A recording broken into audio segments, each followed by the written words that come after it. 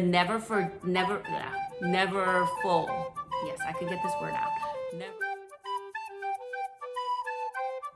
Hi everyone, welcome to my channel. Today I'm gonna do a tag video. This is a tag called Luxury Handbag Deal Breakers. And this was a tag that was started by Mel from Purse on Fleek and Isabel from Isabel Style. And I was tagged by Kat from Cat L and Tiffany from LV Coffee Lover. Thank you ladies for starting the tag and also for tagging me. I am so excited to do this tag because I've always had things that I would look at a purse and I'd go, not for me. And I've never until now had to really sit down and figure out what are the absolute deal breakers. And I've come up with 10. Yes, you heard it right. 10. That's a lot. 10 deal breakers for me. Number one is anything with ostrich leather. I can't stand ostrich leather. It reminds me of chickenpox. It reminds me of rashes. I don't know why people like it. To be honest with you, I don't even like stars when it's a very clear sky and I see a bunch of stars. That reminds me of chickenpox too. So I must have had a very traumatic chickenpox experience. But anyway, number one is anything with ostrich. Why can't I say that word? Ostrich leather. All right. Number two, kind of goes together with ostrich, but a little different. Anything with exotic leathers, particularly exotic leathers that were sourced from wild animals, that were endangered animals. I will not buy it. I know that for some of the exotic skins, you can get what's called Totes certificate, which basically says that leather was sourced from non-endangered species. I'll link in the description box what the definition of Totes certificate is. So, but even so, I just don't, no. Okay. Number three, this is from a bad experience. Anything with white zipper. I had a bag called Syracuse PM. And that bag was azure, demi-azure, with a zipper on top. It's a very, very functional bag. It fits everything that I needed to carry. But it had a white zipper, meaning the edges right here was white. My goodness, that got dirty so easily. I was paranoid to use that bag. Eventually I sold it because I just couldn't enjoy the bag at all. And inside was pale, it was light colored, but really it was like I could have put like a bag organizer or some kind of something inside, but you can't do anything to the white, the webbing, right next to the zipper, the webbing was white. And it was no. All right, so the next one is any bags with delicate fabrics, leather. So for example, I will not buy anything with patent leather. I had a Pomme d'Amour. It was a pochette accessoire. It was red patent leather pochette accessoire, and it got a nick. It got I don't know how I even got it. You can't fix it. And color transfer, once you get it, there's no way to get that ink or stain out. I mean, so after that experience with my patent leather vernis Louis Vuitton pochette accessoire, no, that is a no-go for me. The next kind of delicate fabric is like suede. It's hard to clean, hard to upkeep. It ages, I think, faster.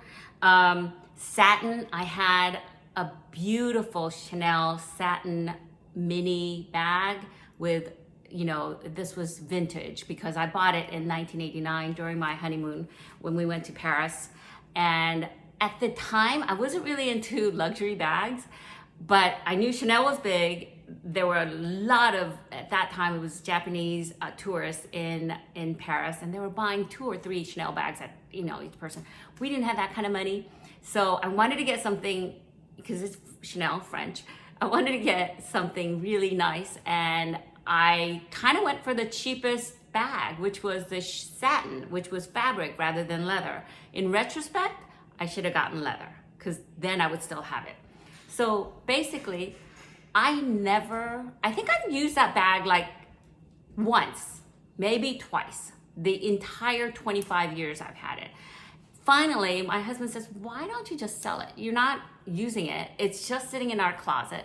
So I sold it to a really nice lady, and I hope she's enjoying using it. I think she was going to take it to a very fancy party, and you know, but in my daily life, I was never gonna use that. It was beautiful, but I was worried that it was gonna get snagged. I was gonna get spills on it, and then that would be it.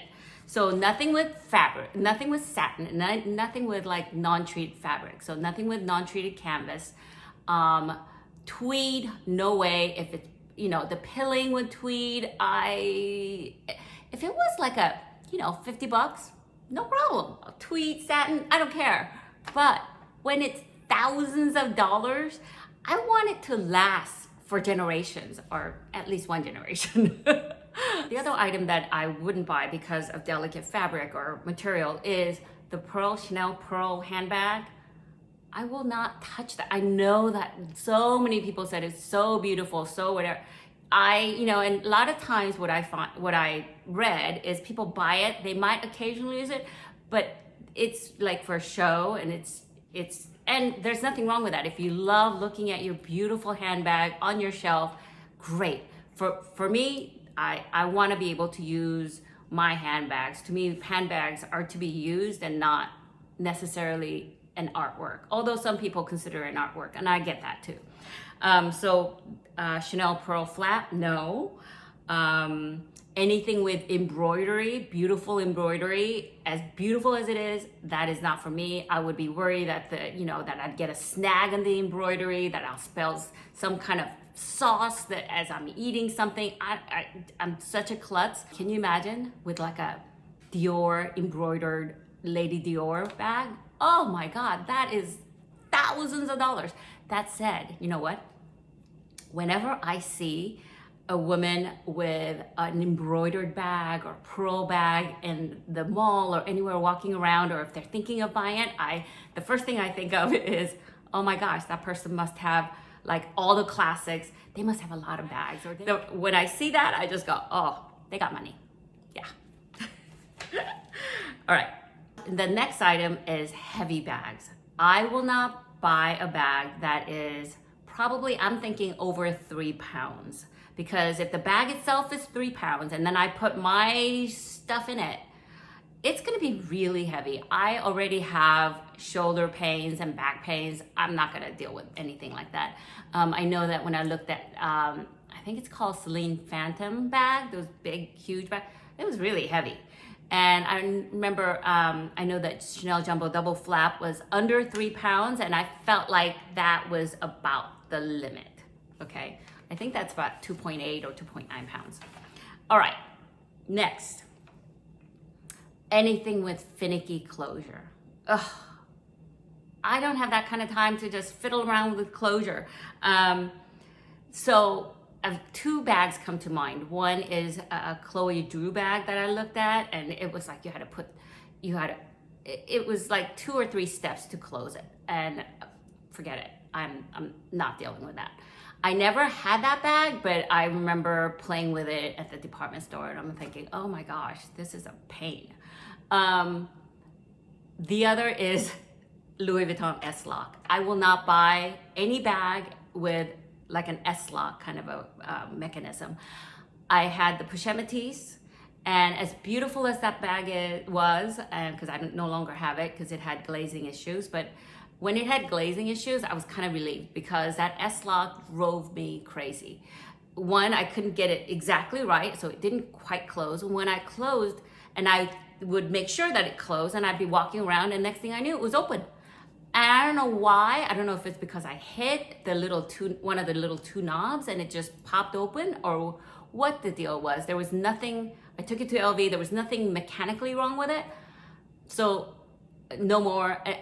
I'm just not gonna buy, no matter how beautiful they are, I'm not gonna buy any bags with like an S-Lock closure. The finickiest closure that I think I would be able to tolerate is the reissue 226 that I have.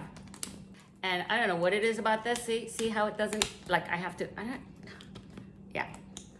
Now it's closed. Now it's open. See? It doesn't quite line up. I don't know if it's because it's rectangular. I'm just not used to it, or I don't know what it is, because my sister has the same bag and she doesn't have that problem with her bag. Now her bag is older and she uses it a lot more than me, but now, would I not buy the reissue? Well, I really like the reissue, so occasionally I find myself looking at the 225 or the reissue mini. So obviously it's not a complete deal breaker in terms of this, but this is, if I was more proficient at it, I think this could be like a, you know, it could be easy. It's just, see now it's working. So this is not a deal breaker, although it is a little finicky. Next one, an item that's too small. I think I would say 99% of the YouTubes that I watch where they mentioned deal breaker for handbags is everybody mentions bag being too small as one of the deal breakers. Any bag that does not fit my phone is a no-go for me. I think for the most part, unless you're always carrying your phone and you never put it in your bag, I think most people have said if it can't fit their phone, it is a no-go. The next one is a bag that's too big, which is the other side of too small, right? So too big, and it really doesn't have anything to do with the weight of the bag per se. It more has to do more with the proportionate look of how the big bag looks against my body frame. I'm only 5'2". On a good day, I'm 120 to 130 pounds. And when a bag like the Louis Vuitton City Steamer extra large, and I think that thing is over 17 inches in width, it's huge. I remember when On The Go came out, On The Go GM size came out first, everybody was raving about it. But when I looked at the size of it, that thing is enormous. And unlike the never full, yes, I can get this word out, never full GM, where you can cinch in the sides and make it look more narrow, with the On The Go GM size, you cannot. And so I don't want it to look like I'm carrying a luggage around by carrying such huge bags. So yes, not a huge bag. Next one, and you might have seen this on my last video when I was looking at the YSL, the Saint Laurent wallet on chain, and I'll link that video below, but the chain goes around the flap. Here, hold on, let me show you. So, chain goes around the flap, so the chain is here, and it goes around the flap right here, so it touches right here. And it rubs. So when I see that, I'm thinking, one, I will be paranoid about using that bag as I'm moving around and that chain strap is rubbing against the edge of this. It'll wear, I mean, I don't know, maybe those of you who have it and use it all the time can say that it doesn't wear, but when you think of the physics of it, it seems like it would wear faster. So no. So anything with so Chanel wallet on chain, what is it called? Wallet on chain? Is that what it's called? Walk. Yes. Chanel wallet on chain. No. I know everybody was raving about it, but every time I looked at that bag, I was worried about the edges wearing. Not only that, it was really long. The chain was very long. And then same thing with Yves Saint Laurent wallet on chain. Nope. So anything with where the chain goes around the flap, where it's gonna rub. So and it's not only the chain, it's any sort of hardware that as you're wearing it, if it rubs against some part of that purse, that part is gonna wear. So I tend to look at those kind of things because I'm not looking at it like I'm gonna wear it once. I'm looking at it like, is it gonna last me not only my lifetime, because these are not investment, because invest in stocks, but these are something that are like heirloom. Like I imagine myself gifting it to my daughter. So I want it to last. The next item is totes with no shoulder straps. And I don't mean like the Birkin or the Garden Party 30, because okay, I know people look at those bags as totes, but to me, they're not like totes because they're kind of like the Speedy 30. just the regular Speedy, where it's handheld bags. What I mean by tote bag is like the Longchamp tote or the Neverfull, where you can put in a ton of stuff and it will not like, you know, and it will hold everything. It will hold like the kitchen sink. And if it's gonna hold that kind of like weight, I need to have it be able to be on my shoulder, where it's not gonna, like, can you imagine carrying it on your arm? Your arms are gonna be so tired. Or even on your hand, I need my extra hand. I want that flexibility, especially when I'm carrying a tote, because tote to me is like functional. Like I'm carrying a bunch of stuff. So I need my hand free to carry other stuff with me if I needed to. So if it's a tote bag, it's gotta have a shoulder strap. And so therefore, like the Birkin 35, where it's kind of, to me, it's with my body frame, it's a little too big to be like a handheld handbag. To me, that's like a tote bag size. Birkin 40, that's a tote bag size. As with the Garden Party 36, that's a tote bag size. I would want that kind of size if I'm gonna use it for tote bag function, to have shoulder straps. I hope that made sense. Now, all of that said, if you guys love the stuff that's a deal breaker for me, more power to you. That's why we have differences in pace and likes and dislikes. That's why the designers make all different types of bags for different types of people. That said, I hope you enjoyed this video, and I will talk to you later. Bye.